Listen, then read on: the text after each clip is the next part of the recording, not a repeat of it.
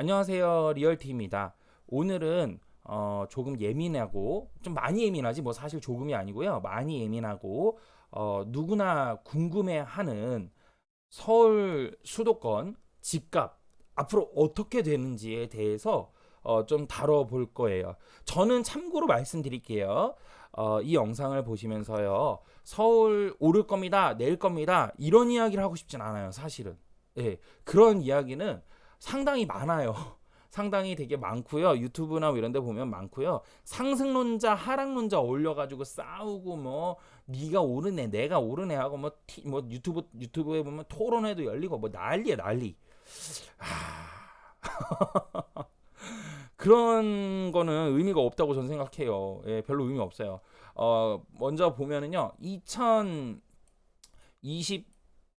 초, 2021년 말에서 초, 여기까지만 오를 것 같습니다라고 주장하는 사람 또는 이거와 같이 의견되는 게 뭐냐면 다 올라왔다 거의 다 왔다.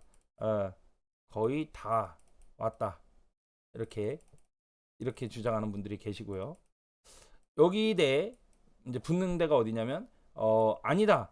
몇 년까지 가냐면 2024년까지 간다. 이렇게 해가지고 붙는 분들이 계세요. 이분들의 의견 알고요. 이분들의 의견 압니다. 이분들의 의견은요. 주로 지금 그 향후 입주 물량에 이런 거가 급격도로 없다. 이 말씀하시는 거고요. 그리고 이거가 큰 주장이고 미분양분이 없으며 그리고 청약 경쟁이나 이런 것들을 보아라. 엄청나지 않나. 그래서 계속 갈 것이다. 이렇게 말씀하는 주장들이더라고요. 이분들의 주장은 보니까.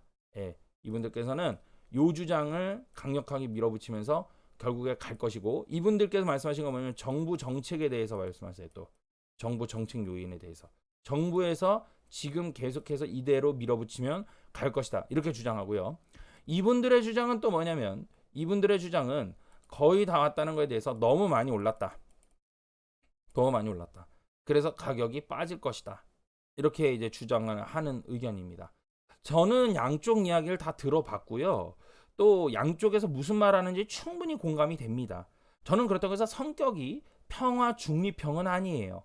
예, 절대 그런 사람이 아닙니다. 저는 이 좀 무자르듯이 탁탁탁 자르는 그런 유형이지 제가 평화 중립형으로서 그런 사람은 아니에요. 예.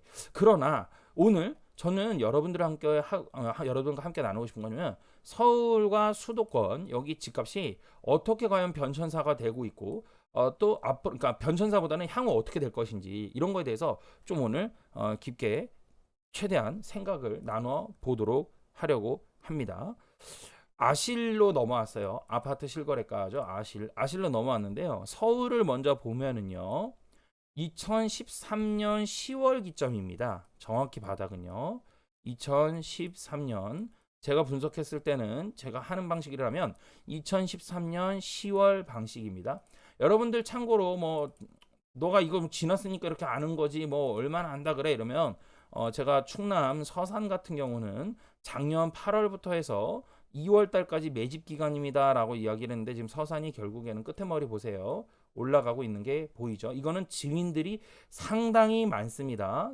증인들이 상당히 많아요. 많은 사람들에게 서산은 갑니다 해가지고 서산 매집을 이야기했는데 실제로 지금 서산 가서 전화해 보시면 부동산 가격 올라가고 있고 시작했다. 이미 투자자들 다 왔다 갔다. 뭐 이런 얘기들을 모르는 부동산이 없을 것이라 봅니다. 뿐만 아니라 작년에 울산 동구 이제 가게 된다 해서 제가 8월, 9월, 5월부터 매집을 했어요. 5월부터. 그래서 5월부터 빠지는 데서 계속해서 매집을 해가지고 현재는 많이 올라가고 있는 상태이고요. 그 다음에 경상북도 구미도 요즘 얘기가 나오대요. 구미 같은 경우는 작년 울산하고 같이 다니면서 5월 달에 매집을 해서 바닥에서 잡아서 지금까지 고공행진하고 있습니다. 이 외에도 작년 초에 얘기했던 데가 인구가 적지만 홍성 같은데 여기 홍성 안 나오네.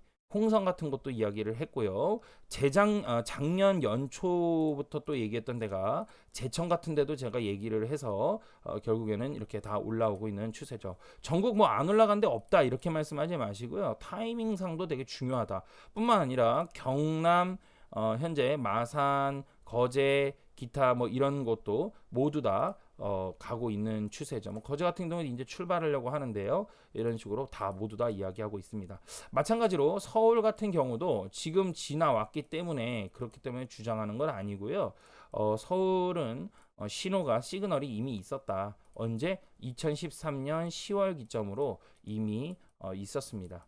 그러니까 그 얼마 전에 누가 토론하시는데 2015년까지 빠졌다고 뭐 이러는데 아 정말 좀 답답하더라고요. 2015년에는 회복은 그 회복하기 위해서 어느 정도 이렇게 이제 출발하는 복숭아뼈지 뭐 종아리까지 이제 올라왔다 뭐 이렇게 말해도 과언이 아닐 정도로 올라오는 거였는데 2015년까지 내려갔다고 하더라고요.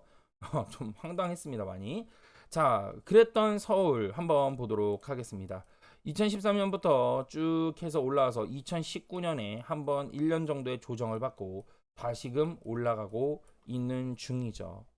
서울에 있는 집을 갖기 싫어하는 사람은 있을까요?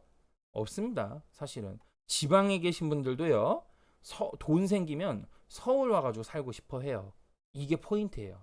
예, 여러분, 돈 있는 사람은 다 서울 살고 싶어 합니다. 별로, 그러니까 지방에 살고 싶어 하는 사람도 계시지만 돈 있으면 다 서울 살고 싶어 해요. 누구나. 그걸 먼저 열어놔야 된다라는 거예요, 여러분. 그런 면에서 서울은 지금 많이 계속해서 올라왔잖아요. 이 서울이 앞으로 계속 올라갈 것이냐, 아니면 여기서 떨어질 것이냐, 그럼 이걸 어떻게 우리가 알 수 있느냐. 이거는 사실은 영역이 조금 어려워요.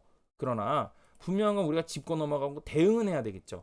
그래서 보면은 서울은 수도권인데요. 수도권의 집값은 어떨 때 주로 떨어지냐면 경기 요인도 같이 봐야 돼요. 수도권은.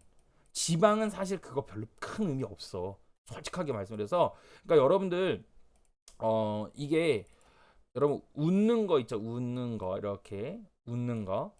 웃는 건 좋은 거예요, 나쁜 거예요?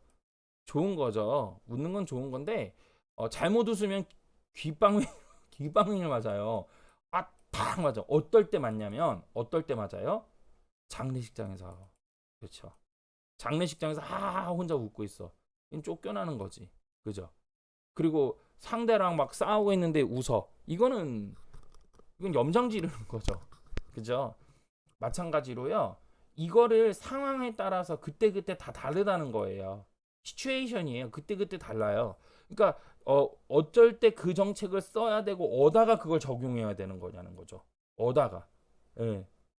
그러니까 여러분 잘 먹고 잘 자고 잘 싸고 이건 인간의 3대 건강 요건이죠. 잘 싸야 되는데 화장실 가서 잘 써야 되는데 냉장고 열고 싸버리면 여러분 그건 잘 사는 게 아니잖아. 그죠? 잘 먹어야 되는데 여러분 화장실 가가지고 변기통에 앉아서 먹거나 변기 먹거나 물 마셔야 되는데 변기물 뭐 이런 그냥 큰일 나는 거잖아요. 뭐를 먹느냐 뭐를 어떻게 하느냐 액션이 다르고 그때그때 다르단 말이야. 근데 많은 분들께서 그거를 못 다루시기 때문에 맨날 투자해놓고 갸우뚱하고 왜 안 맞지 이러면서 새로 뭔가를 배워가는, 제가 볼 때는 많은 분들이 지식이나 이런 면에서는 월등한 분들이 많아. 저보다 월등한 분들도 겁나게 많아. 근데 이걸 어디에다 적용하시는지 모르는 거야, 다들. 그러니까 다들 어려워하시는데요. 간단해요. 서울과 수도권은요, 경기정책 요인 쓰시면 되세요. 그 같이 써야 돼요. 그러니까 경기정책 요인. 그러니까 그런 분들 계시죠. 남성분들 중에 뭐 연세 특히나 한 4, 50대 되신 분, 특히 한 50대 되신 분들 이런 분들 있잖아요. 이런 분들 5, 60대 되신 분들 이런 분들은 막 모르는 게 없어. 뭐 미국이 어쩌고 저쩌고 해가지고 말이야 이런 막 들어보면 어마어마해. 뭐 엄청 공부하신 것 같아. 이게 삶의 노하우야, 연륜이야. 엄청 많이 배우신 거지. 근데 돈을 무조건 잘 버냐? 그렇지도 않아. 그렇지도 않아. 왜? 그때그때 다른 액션, 큐브 맞추는 거야. 큐브 맞추듯이 이때는 이때를 틀어주고 이때는 이때 맞춘다면 다시 맞춰야 되는데 그게 안 되니까 그런 거예요. 이해되셨죠? 그래서 요 요인에 대해서 수도권에다가는 적용해야 되는 거고요. 지방 같은 경우는 이 요인하고는 사실 크게 먼 상관은 없어요. 크게 상관없다. 이렇게 보시면 될 것 같아요. 그래서 서울 수도권은 오늘 이야기하는 거잖아요. 그래서 요인을 얘기할 건데요. 요인에는요, 내적 요인이 있고요. 크게 외적 요인이 있습니다. 어려워하지 마세요. 그냥 배워가는 거예요. 누구나 다 몰라요. 여러분 이 영상 보신 분들 다 몰라요. 그렇게 생각하시면 돼요. 내적 요인에는요, 두 가지가 있는데요. 세금에 대한 정부의 정책 요인이 있고요. 그리고 금리에 따른 시장 경제에 따른 요인이 있습니다. 그리고 외적 요인 같은 경우는요. 미국이나 유럽 같은 이런 대형 나라들이 어떠한 자신네들의 내적 요인에 의한 어떤 타겟으로 말미암아 우리나라까지 그 영향이 간접적으로 미침으로써 경제가 붕괴되거나 또는 상승하는 요인을 이야기를 합니다. 우리나라 입장에서는 얘네가 외적 요인이잖아. 밖에 있는 사람들이니까. 그죠? 밖외 한자로. 그죠? 그렇기 때문에 외적 요인도 우리는 같이 봐야 되는 나라예요. 아셨죠? 그런 거에 있어가지고 현재 부동산이 수도권이 이거가 계속해서 여기까지 올라왔단 말이에요. 2013년부터 해가지고 쭉 올라왔어요. 여러분 우리나라 집값이 언제 빠졌죠? 역사적으로 두 번 빠졌죠? 두 번이 언제예요? 1번 아픈 경험 97년도 IMF 그죠? 이때 어마어마하게 빠졌죠. 이때 어디 빠졌어요? 여러분 강남이 안 빠진다고요? 왜 그런 말씀을 하시는지 이해가 안 가. 여러분 뭐 당장 빠지니 안 빠지니 그런 얘기는 좋아. 그런 얘기는 좋은데요. 여러분 그러지 마세요. 그 위험한 발상이에요. 강남은 안 빠져. 아니에요. 사이클이 늦게 오는 것 뿐이지 강남도 빠질 때는 엄청 빠집니다. IMF 때 강남 빠졌어요? 안 빠졌어요? 무지 빠졌어요. 심한 경우 70%도 빠졌어요. 3억짜리가 1억 됐다고요. 이때 당시 실화야. 정말입니다. 제가 이때 어렸을 때거든요. 매우 어렸을 때지. 초등학생 뭐 이럴 때니까. 제가 이때 글쎄 제가 그때는 이쪽 경제 쪽이나 뭐 금융 쪽이나 뭐 이 부동산 전문가가 되거나 하거나 뭐 다주택자 이런 거 상상을 못했던 거지. 뭘 알아 얘가. 뭐 꿈이 뭐야는 장래희망 의사 뭐 이런 거 쓸 때잖아요. 그런데 제가 이걸 어떻게 하냐면 제가 매우 가난했거든요. 매우 가난해서 저희 집이 푸세식 화장실을 썼어요. 저도 아니 옛날엔 다 그랬어 그러지 마시고요. 저 때 푸세식 화장실 아니었어요. 저희 집이 가난해서 푸세식 화장실이었지. 밑에 막 더러운 거 보이는 그런 푸세식 화장실에서 살았단 말이에요. 그런 푸세식 화장실에서 가면은 뭐가 있냐면 신문지가 이렇게 있어요. 신문으로 이렇게 처리하는 게 아니라 신문지가 이렇게 항상 있고 저는 신문을 봤어요. 어린 나이에. 앉아서 할 게 없는 거야. 그래서 신문 보고 냈는데 거기에 이런 얘기가 나왔거든요. 그래서 지금도 어린 나이에 그 본 거가 기억이 나요. 엄청나게 빠졌어요, 여러분. 강남 빠졌거든요. 그 다음에 또 언제 빠졌죠? 1번 IMF 때, 2번은 2008년도 서브프라임 때 빠졌죠. 그죠? 크게 두 번 빠진 거. 그러니까 나머지 뭐 조정도 되고 간단하게 빠지고 이런 거 있어요. 예. 이때 크게 빠졌단 말이에요. 이때 두 번이. 근데 이때 강남 빠졌어요, 안 빠졌어요? 이때 다 빠졌어요. 그 세 번째 요인이 오지 말란 법이 어디 있습니까, 지금? 그때랑 지금이랑 그때랑 시장 경제가 달라. 이때도 그 얘기했어요. 이때도 이 사이에도 제가 다 알아요. 이때도 그 얘기했어요. 이때도 또 올 수 있고요. 경제는 항상 사이클입니다. 미국을 보세요. 미국은요. 2008년도 서프라임이 터졌을 때 그 전에 100년 넘는 역사 속에서 계속 일정 기간 붕괴가 왔었단 말이에요. 또 안 올까요? 자본주의 시스템을 알면은요. 시장 경제와 이 돈의 흐름을 알면 반드시 붕괴는 또 올 수밖에 없어요. 왜? 한번 속는 거야. 속다고 속았다가 아니라 속는다고 썩는다고. 오케이? 속는다. 없는다고. 이해되시죠? 속았다 이게 아니라 속가요. 또 이렇게 지우는 거네. 이거 이렇게 알아가는 거죠. 저도 이거 다 지워지네. 속는 거란 말이에요. 아셨죠? 그때면 또 옵니다. 그때 강남 빠지냐 안 빠지냐. 그때도 강남 빠져요, 여러분. 그때도 강남 빠집니다. 예, 다시 돌아와서요. 그렇다면 지금 집 가격이 여기까지 올라온 거에 대해서는 먼저 우리가 왜 올라왔는지를 알아야 돼요. 왜? 여기서부터 왜 올라왔느냐? 1번 뭐냐면 유동성이에요. 유동성. 즉 자금이 많이 풀려 있다는 얘기예요. 대출을 너무 많이 해준 거예요. 대출 많이 해줬다는 얘기죠. 두 번째는 뭐냐면 금리 요인이 그게 그 얘기인데 금리와 정책 요인입니다. 예, 금리와 정책 요인. 전 이렇게 보고 있어요. 이 두 가지 이렇게 보고 있습니다. 유동성 자금이 많기 때문에 돈이 갈 데가 없어서 부동산과 주식시장으로 많이 들어온 거예요. 그런데 유동성 장세에 있어서 돈이 있어요. 근데 전문가 아닌 사람이 안전하게 돈을 지킬 수 있으려면 막 어디 가가지고 막 사거나 이럴 수 있습니까? 없죠. 그렇기 때문에 초등학생들도 다 알고 있는 강남에다가 집 사라, 서울에다가 집 사라, 풍선 효과가 됨으로써 다 같이 오르는구나 이런 주장들을 하면서 올라오는 거라는 거예요. 올라왔고요. 그렇기 때문에 이 유동성 장세 때문에 기존에 올라오다가 이미 조정을 한번 받았어야 되는데 계속해서 올라가는 장세가 펼쳐지고 있다. 이렇게 보는 겁니다.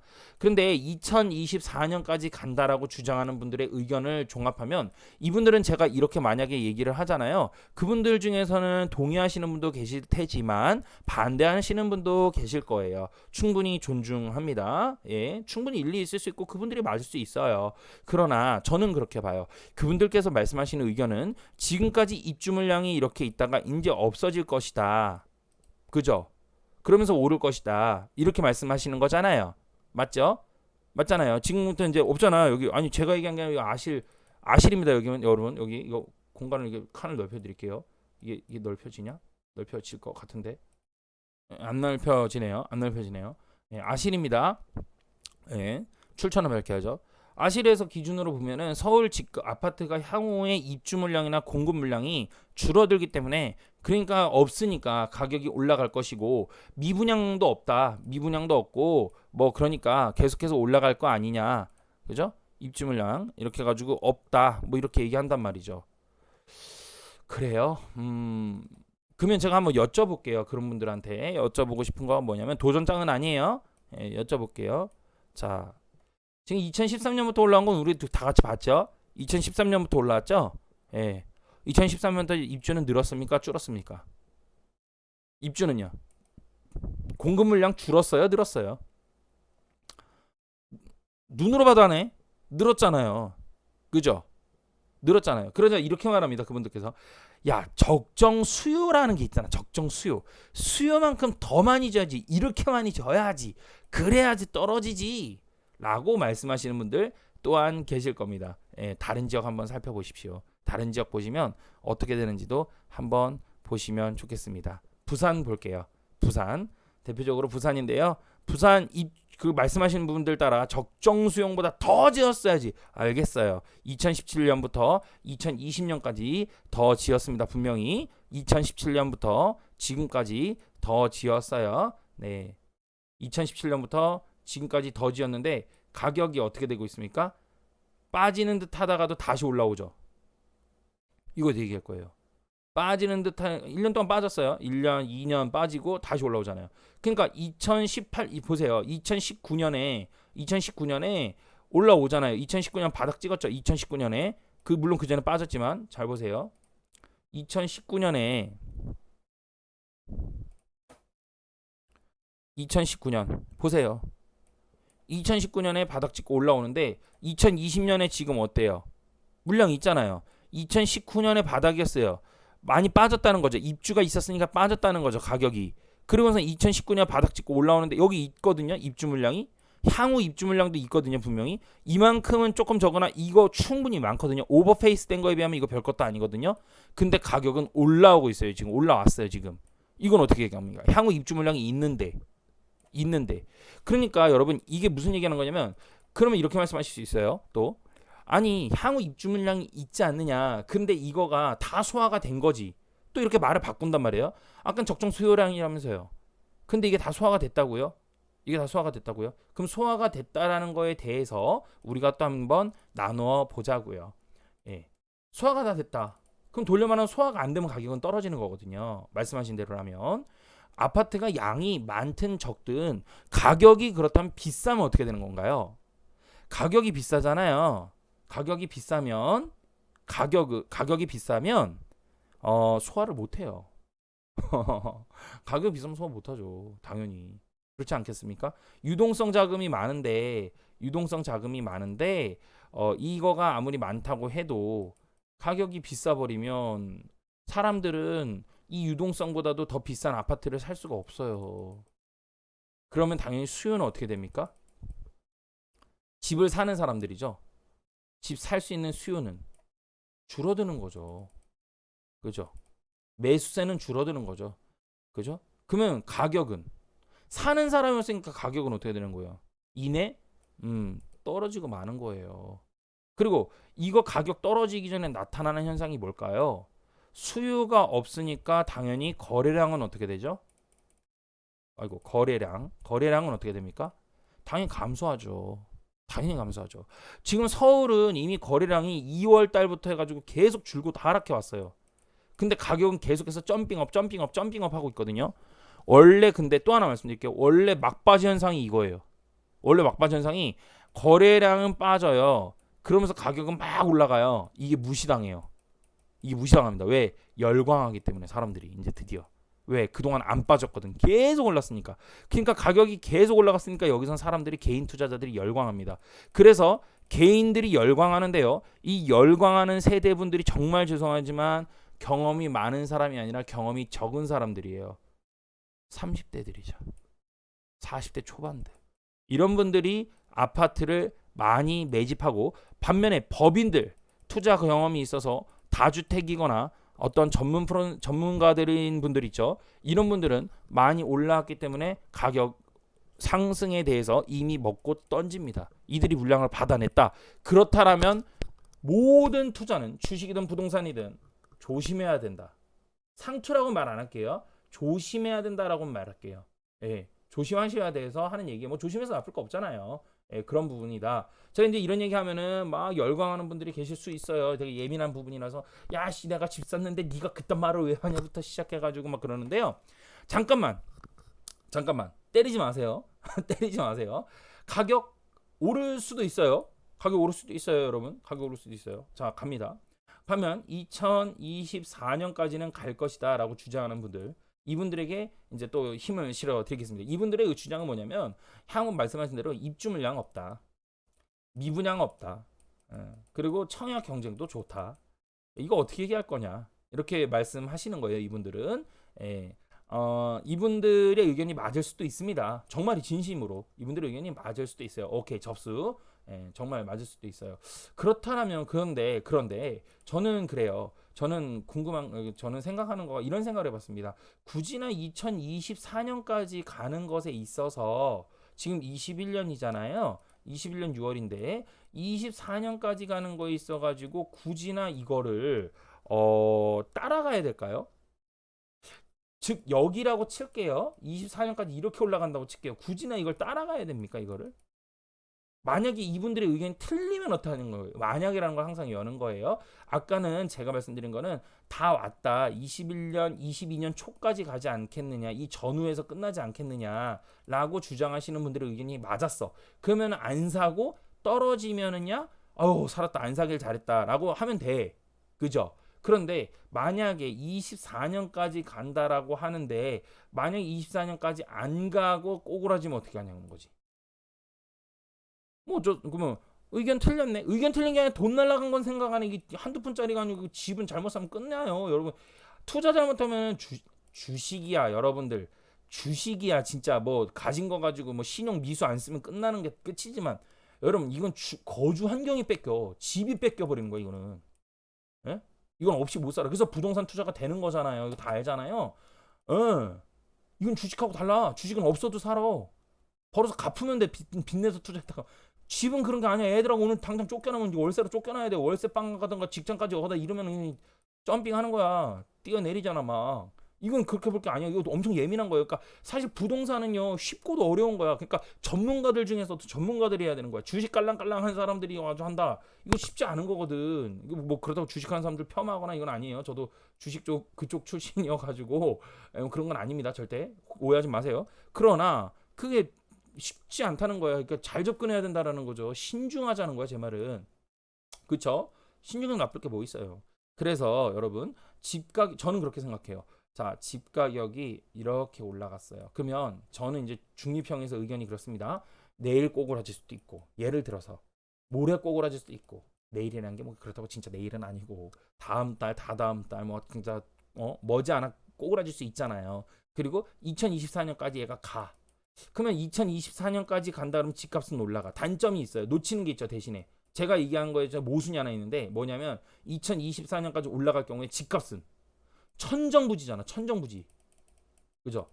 천정부지잖아요. 그러니까 천정부지까지 올라가는 이 집값에 대해서 어떻게 볼 거냐는 거지. 어떻게 따라잡을 거냐고. 서울은 집을 사야 돼. 내가 나중에 거주를 해야 되거든. 어떻게 하죠? 간단해. 다른 데 투자하면 돼. 다른 데 투자하면 돼요. 다른 데 어디? 지방 투자하세요. 지방 투자. 그래서 지방에다가 아파트를 여러 채 사세요. 그러면 지방은 아파트 가격이 빠지고 이제 올라가려고 하는 곳 또는 어느 정도는 조금만 올라간 곳 이런 데다 투자하면 되지 않겠어요? 이런 데 투자하면 더 가야 되잖아. 한참 더 가야 되잖아요. 이런 데다 많이 사세요.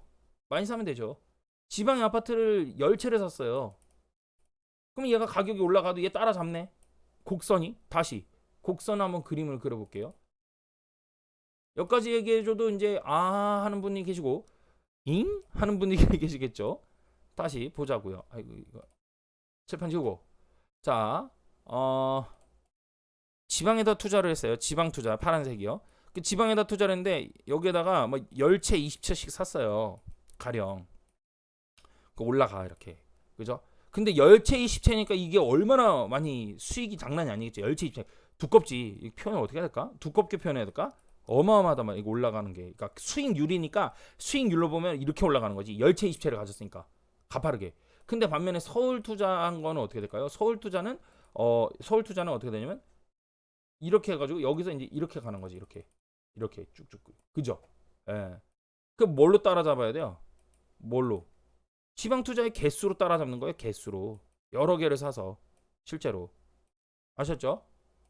지방 투자의 여러 개수로 따라잡아라. 그러면 이렇게 가는 거예요. 수익 곡선이. 그럼 얘는 각도가 이렇게 가더라도 얘가 얘를 따라잡는다니까요. 즉 여기가 A 구간, 여기가 B 구간이에요. 그런데 여기가 A 구간이 되고 여기가 B 구간이 되는 거지. 서울은. 예.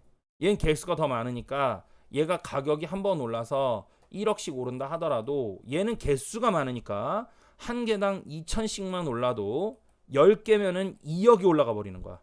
20개면 4억이 올라가 버리는 거지. 그냥 따라 마시는 거야, 얘를. 더 좋은 방법은 뭐냐면 더 좋은 방법은 여기에서 얘가 꼬꾸라졌어요. 2024년까지 안 갔어요. 그래 얘는 꼬꾸라졌어요. 이렇게 꼬꾸라졌어요. 그럼 더 좋은 거네. 왜? 지방은 아까 뭐라 했죠? 외적 요인을 안 받아요. 지방은요, 여러분 경기 타지 않습니다. 참고로, 예, 타지 않아요. 계속 가는 거예요. 얘는 쭉 회복 올라가고, 예, 상승 기조까지 계속 가는 거예요. 그죠? 그래서 나중에 털어서 6억이 됐네. 그 지방 왔더니 나중에 여기 지방에서는 죄송합니다. 서울에서는 나중에 여기 이제 해가지고 꼬꾸라졌어요. 전세 가격도 해가지고 꼬꾸라지고 이랬어. 그러면 이제 여기 서울에서는 이제 집살 준비해야죠. 회복될 때. 그럼 이거 털어오면 되지. 지방 거 털어오면 되잖아요. 지방 거 털어서 일로 와가지고 아파트 사면 되겠네요. 만약에 얘가 계속 올라간다 하더라도 어차피 얘가 올라가고 있기 때문에 따라간다고 언젠가는요. 얘가 이거를 다 따라가 줍니다. 여기서부터 못 샀던 거를 다 따라가 줍니다. 얘가 회복합니다. 그리고 또 돈이 남아요. 여러분 이해되셨죠? 이해되셨죠? 이런 식으로 전략을 구사하면 상승론자랑 하락론자랑 싸울 필요가 없어. 필요가 없어. 여러분 동동거리지 말고 생각해 보세요. 잘 봐봐. 저는 돈이 있어요. 이란 잘 보세요, 여러분. 잘 보세요. 이란 저는 돈이 있어요. 서울을 지금 사야 할까요? 이러면 전문가들이 상담해 줄 때 뭐라고 상담하냐면 네, 사세요. 또는 no, 사지 마세요. 이렇게밖에 의견을 안 줘. 야, 이런 게 얼마나 여러분 진짜 이러다 꼬꾸라지면 뭐 책임질래? 이거 책임질 수 있을 것 같아요? 뭐 써줬어? 아니잖아요. 이안 예, 저 돈이 있는데 서울 지금 사야 돼요 말아야 돼요 네 사세요 사지 마세요 이렇게 말하잖아요. 근데 그렇게 할 필요가 없어요. 반면에 저는 돈이 있어요. 서울을 지금 사야 할까요? 사지 말아야 할까요? 천정부지로 올라가는 서울 집값이 너무 두려워요. 걱정됩니다. 못 살까봐. 점점점 덜덜덜 그죠? 이렇게 얘기할 거 아닙니까? 그죠? 그러면 저는 이미 두 가지 의견을 종합하는 거예요. 이란 2024년까지 간다라고 주장하는 분들의 의견에 따라 향후 입주 그리고 미분양분 그리고 뭐 또 저기 뭐였어요? 미분양분 청약 경쟁이나 뭐 그리고 정부 정책 요인 이런 거 주장한단 말이에요. 등등등. 이런 거 주장하시는 분들이 있고 2022년 초 전후로 곤두박질 할 것 같습니다라고 하는 의견. 저도 사실 이번에 조금 근접해요. 이번에 근접해요. 그러나 여러분 저는 제가 분명히 말씀드릴게요. 저는 제 예측이 맞고 틀리고는 전 중요하지 않은 사람이에요. 저는 대응을 중요시하는 사람이지 내가 시장에다가 내가 맞았다 해가지고 맞춰서 명예를 얻은다는데 뭐 점쟁이야? 그 점쟁이지 그거. 난 그거 하나도 안 중요하다고 생각해. 맞추면 어떻고 못 맞추면 어때? 돈 벌면 되는 거지. 맞지 않습니까? 그러니까 우리나라 사람들이 좀 깨야 돼. 이게 맨날 뭐 무당 쫓아다니듯이 말이야. 가가지고 전문가들한테 이게 오를까요, 떨어질까요 이러고 있어. 뭐 전문가가 그 뭐 다 맞춰? 다 못 맞춰요, 여러분들. 그거 어떻게 다 알아? 몰라요, 다. 대응을 하는 걸 알려줘야지. 전 그렇게 생각합니다. 제 생각이에요, 여러분. 예, 전 그 생각이에요. 예, 저는 여기 2번에 가깝습니다. 그러나 의견을 굳이나 내라면 전 2번에 가까워요. 2번에 가까운데 분명히 말씀드릴게요. 2번에 가깝지만 24년까지 간다라는 의견 또한 충분히 존중하고 제가 생각하거나 계획하는 게 틀릴 수 있습니다. 틀릴 수 있어요. 24년이 아니라 28년도 갈 수도 있는 거야. 예를 들면 걱정 마. 28년까지 갈 수도 있는 거예요. 모르는 거라고. 그거는 가게 되면은 그죠? 어떻게 알아 진짜? 미국에서 테이퍼링 안 하면 어떡할 거야? 미국에서 테이퍼링 안 하면 어떡할 거야? 돈 다시 회수 안 하면 어떡할 겁니까? 그거 어떻게 나 맞춰? 그래서 사람 마음이지. 시장 경제 흐름 마음이고 아무리 시장 경제가 어쩌고 데이터가 가지고 테이퍼링 해야 돼. 안 할 수도 있어요. 실제로 그런 자가 얼마나 많았는데요. 최근 20년 동안 정말 많았습니다. 그래서 2022년 초 전후로 곤두박질 할 것 같습니다. 이분들의 의견은 뭐냐면 사실은 이분들의 의견이 이 1번 의견 내가 다 들어보니까 이 1번 의견을 알고 있어. 이 1번들이 하는 의견을 알고 있다고요. 이 첫 번째 의견 하는 거 있죠. 2024년까지 간다는 분들. 이분들이 하는 의견이 난 누군지도 알아. 유튜브에 좀 유명한 분 계셔. A로 시작하는 분도 계시거든. 되게 유명해 이분. 근데 이분 장난 아니야 지금. 근데 이분이 지금 집값이 올라가니까 집값이 계속 올라가니까 이분이 말하는 게 맞으니까 이게 인기가 대박 타는 거거든요. 근데 그러다가 잘못하면 한순간에 가요. 조심하길 바래요. 아니 저도 그분을 좋아해요. 그분을 좋아합니다. 뭐 정치적 성향도 좋아하고요. 아주 좋아합니다. 예, 뭐 정말 좋아하는데 정말 우리가 이럴 때일수록 근데 좀 냉정히 볼 필요가 있다. 예, 이런 거고요. 2번을 주장하시는 분들의 의견을 제가 또 종합해 보니까 향후 입주 물량, 미분양 뭐 다 봐. 청약 경쟁도 다 알아. 이분들도 다 모르는 게 아니에요. 근데 이분들은 더 봐요. 저평가 요인도 보고요. 저평가 요인도고요. 소득 대비 지수도 보고요. 이 별걸 다 봅니다. 총 8가지 지표의 요인을 다 봅니다. 예. 이렇게 되더라고요. 저도 이 정도 보거든요. 8가지 요인 정도는 봅니다. 이런 것들을 종합해서 2022년 전후로 곤두박질하지 않겠느냐 이렇게 보는 거예요. 이분들의 주장은 이게 더 좀 폭넓어요. 이분들이 제가 볼 땐 그래요. 그리고 이분들 1번 주장하시는 분들은 또 하나는 뭐냐면 1번 주장하시는 분들은 보니까 이분들에게 여쭤보면 결국 가격이 어떻게 하면 빠집니까? 그러니까 이분들은 딱 하나예요. 양도세예요. 양도세를 낮추면 그렇다라면 가격은 빠진다. 이렇게 말씀들을 하시는 전문가들이 계시더라고요. 양도세를 빼면은 다주택자들이 집을 던짐으로써 빠진다 이렇게 말씀을 하세요. 근데 이분들께서 여쭤보고 싶은 게 뭐냐면 공식적으로 만약에 여쭤보게 된다면 진짜 질문이에요. 공격하는 질문이 아니라 저는 여쭤보고 싶은 거가 주택 공급량에 대해서 보급량에 대해서 말씀하실 거예요. 이분들의 주장은 104%를 초과하고 있다라는 공식 통계가 있단 말이에요. 근데 이 104%가 넘어간다라는 의견에 대해서 저는 또 하나 얘기하고 싶은 게 전 공부 정말 많이 했거든요. 여러분 98년도 IMF 때 쓴 책을 봤어요. 부동산 책을.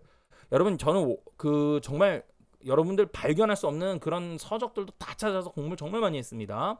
98년도 과거 공부를 하면서 미래도 다 보는 거예요. 그래서 98년도에 IMF 때 쓴 책을 보니까 이때 당시에도 주택 보급량은 107%가 넘었어요. 그리고 또한 이 외에도 상승론자들의 의견을 보니까 주택 보급량의 104%나 이 107%나 이런 이 통계 데이터가 잘못 조사된 것이다라고 주장을 해요. 그분들은 상승론자들은 이거는 다가구에 있는 것들 또는 한 주택에 두 명이 걸쳐져 있는 것까지 해서 사람 수에다 맞춰가지고 다 집이 있다 이런 식으로 추렸으니까 그런 것이지 실제로는 그렇지 않다라고 주장하는 게 상승론자들이고요. 또한 저도 그거에 대해서는 일부 동의합니다만은 지방 같은 데 가면은 다 허물어진 집이 있어요. 거의 반초가집 같은데 이런 데들도 사람이 어떻게 살아 있는데 다 살아요. 할아버지 할머니들이 이러한 것들까지 다 추려가지고 만든 게 이 통계이기 때문에 실제로 사람들이 깨끗한 환경 속에서 좀 청결하게 살아갈 수 있는 흔히 말하는 아파트나 최소한 빌라나 오피스텔이나 이러한 정말 주거지 되는 것에 대해서는요 추려지지는 못했습니다. 이런 것들을 제대로 추릴 수도 없어요. 그러나 이런 것들을 추렸을 때에도 분명히 아파트 가격은 부족합니다. 7, 80%만 공급이 되어 있다라고 저는 보고 있어요. 그러면 나머지 20%가 공급이 없기 때문에 무조건 우상향해야겠네. IMF 때 이후에도 서브프라임은 있었거든요. 그런데 가격은 곤두박질 쳤거든요. 이해가 되십니까 이게? 그럼 그건 어떻게 얘기할 거냐는 거죠. 그런 거 본다면 향후 입주나 미분양이나 청약경쟁이나 정부 정책 요인이나 그리고 또 주택 보급량이나 이러한 것들이 여기에 의견의 주장이 있는데 이 주장의 의견들이 있었다라서 존중이 된다고 한다면 그렇다면 2008년도 서브프라임이나 이런 것들이 터졌을 때는 그건 어떻게 얘기할 수 있냐라는 겁니다. 질문이 되게 폭넓게 봤다는 거예요. 저는 많은 걸 봤다는 게 많이 분석하고 많이 공부했어요. 저는 정말. 그렇다라면 여러분 그럼 2022년 전후로 해서 곤두박질 치는 게 틀리면 어떡할 거냐. 맞아요. 뭐 물론 이 의견이 맞을 수 있어요. 왜냐면 보세요. 향후 입주와 미분양이나 뭐 청약 정책이나 정부 정책 요인이나 기타 이분들께서 말씀하시는 상승론자들이 주장하시는 이 의견이 맞을 수 있다라고 얘기했잖아요. 충분히 가능성이 있어요. 가능성 없다라고 말하면 안 되거든요. 있습니다. 이분들 존중합니다. 이분들이 맞으면은 문제는 뭐냐면 집을 못 샀다 이거죠. 그죠? 단점이. 그러니까 말씀드리잖아요. 다른 데다 투자해 놓으면 되잖아요. 그러면 해지가 되잖아요. 그러면 이 의견이 틀렸다 하더라도 이 의견이 맞았다 하더라도 결국엔 따라가서 집을 살 수 있다라는 게 된다는 거고. 또 하나 이분들이 만약에 2024년까지 간다고 쳐요. 2024년까지 갔을 때 2024년에서 위의 고점에서 만약에 곤두박질을 또 칠 가능성은 더 높겠네. 더 높겠네. 만년장세 이건 여기서 얘기하지 마세요. 만년장세 듣고선 집 사신 분들 어떤 전문가 의견을 들었는지 모르는데 그분들하고는 저희는 얘기하고 싶지 않습니다. 그건 정말 거짓말이십니다. 그거는 정말 정말 거짓말이에요. 그건 아니고요. 올라가면 올라갈수록 결국에는 더 고점일 가능성이 높겠네요. 한 번은 획 조정받을 가능성이 높다는 얘기잖아. 그럼 이때 가면 집 더 못 산다는 거거든요. 그러니까 심리적인 게 반영이 돼야 돼요. 심리적인 게 반영이 돼서 심리라는 거가 들어간다고 보면 결국에는 어떻게 된다. 이때 가면 집을 더 못 사요. 더 두려워해. 더 올라갈까 더 떨어질까 지금까지 올랐는데 그래서 다른 곳에 지방이나 이런 곳에 분산으로 투자해서 안정적으로 가져간다면 나중에는 이게 결국에는 조정이 올 때까지 그게 2028년이 되더라도 조정이 올 때까지 기다릴 수 있지 않느냐. 그러면 이제 마음이 편해지는 거예요. 나는 서울을 굳이는 안 사도 돼. 왜? 다른 지방의 집이 20채, 30채 갖고 있거든. 이렇게 얘기가 되는 겁니다. 여러분. 이해가 되셨죠? 저도 서울은 집이 없어요. 제가 이렇게 얘기하면 또 이런 얘기한다? 아, 거봐. 서울에 집 없으니까 저렇게 얘기하는 거야. 서울에 집 있어 봐라. 그렇게 얘기하나. 근데요, 여러분들, 알았어요. 서울에 저는 집은 없는데요. 제가 이렇게 말할 수 있는 주장은 있어요, 여러분. 서울에 집은 없는데요. 서울보다 더 무서운 데 갖고 있어요. 도대체 서울보다 더 무서운 데가 어디지? 여러분, 서울은요, 이미 발전이 다 됐죠? 그죠? 입지도 다 좋아요. 서울 안 좋다는 거 없어요. 그죠? 발전 다 됐어요. 그래서 수요가 빵빵하죠? 이거보다 더 무서운 게 뭔지 아세요? 앞으로 향후 발전이 거의 다 되어 가려고 하는 빵빵 터지는 곳, 호재 터지는 곳, 이런 데 아파트 가격이 이렇게 오르지 않습니다. 이렇게 올라가지. 계단으로 올라갑니다. 저는요, 이거 뚫리는 곳 있고요. 이거 뚫리는데, 여기 요거, 여러분, GTX 뚫리는 것 중에 쿼드라 역세권 있는 데 있어요? 없어요. 대한민국에서요, 있나? 서울역? 서울 빼고, 그러니까 서울 외에 경기도 외곽부에서 GTX가 들어가잖아요. 그죠? 그런 거 있어가지고, 쿼드라 역세권 들어보셨어요? 더블 역세권이 아니고, 트리플이 아니고, 쿼드라 역세권 들어보셨어요? 전 쿼드라 역세권 갖고 있습니다. 쿼드라에서도 더군다나 제재까지 터졌어요. 여기가 더군다나 평수도 큰 거예요. 그래서 땅 지분도 엄청납니다. 이거 어마어마하게 올라갔거든요. 저는 그런데 만약에 양도세가 풀려지고 이러한 요인들이 어느 정도 된다면 저는 바로 던집니다. GTX 들어오기 전에 던져버립니다. 저는 팔 거예요. 예. 그렇기 때문에 저는 자신감 있게 이렇게 말씀드릴 수가 있는 거다 합니다. 자, 여러분들 어쨌든 오늘 서울과 수도권에 대해서 영상을 조금 길게 뺐습니다. 뭘 빠져? 어디 빠져? 자, 뺐어요. 그래서 여러분들 이런 것들 참고하셔서 투자하셨으면 좋겠고요. 서울이 막연하게 많이 올라간다, 막연하게 뭐 내려갈 것이다, 이런 것보다도 여러분들께서 나름대로의 대응을 그려가면서 투자를 하셨으면 좋겠다라는 의견이에요. 그러니까 서울에다가 투자를 했어요. 서울에 집을 사셨어요. 내려막길 가서 여러분, 그리고 이런 것 좀 제발 좀 요거 하나, 영상이 길어지는데요. 이런 것도 버려주셨으면 좋겠어요. 여러분들 걱정해서 진심하는 얘기인 거 아시죠? 여러분 올라갔어요. 근데 서울 집값이 빠져도 그렇게까지는 안 빠져. 이것도 좀 버려주셔야 돼요. 이거 정말 위험한 겁니다, 여러분. 왜냐면요, 2008년도 서프라임 때도 그랬어요. 그때도 뭐라 했냐면요, IMF 때 같은 건 다시는 안 와 이랬어요. 기억나실 분들 아시죠? 이런 건 다시는 안 와 이제 우리나라는. 근데 2008년 서프라임 때 주식 반토막 났는데 1년 걸렸고요. 펀드 매니저 5명 뛰어내렸어요. 마포대교에서. 다시는 안 온다면서요. 분명 옵니다. 분명 또 옵니다. 왜 안 와요? 자본주의를 몰라서 그렇지. 시장 경제가 돌아가는데. 근데 하는 얘기가 뭐냐면, 인젠 부동산이 곤두박질쳐도 그 정도까지는 안 하락해. 이렇게 말하는, 이게 개인들이 문제가 아니고 전문가들이라는 사람들이, 좀 죄송해요, 더 문제야. 난 전문가라고 하긴 좀 그런데, 이게 그렇게 말하면 안 돼요. 이게 얼마나 시장 앞에서 건방진 겁니까? 말 생각해서 하는 얘기인데, 시장 앞에 겸손하지 못한 거예요. 아니, 시장이 그렇다면 그런 거지. 이게 반토막이 날지 쓰리토막이 날지 어떻게 합니까? 반토막을 뭐라 그래? 반토막 뭐라 하게요? 고등어. 그 다음에 3분의 1 토막을 갈치라 그래. 이렇게 아줌마들이 통강 낼 때 이렇게 해주거든. 갈치, 고등어. 갈치 날지 어떻게 알아? 30%. 이때는 갈치, 이때는 고등어였거든요. 몰라요. 갈치가 아니라 더한 가게 고래가 나올 수도 있어. 수십 토막을 낼 수 있다고요. 고래가 나오면 진짜 난리 나는 거지만.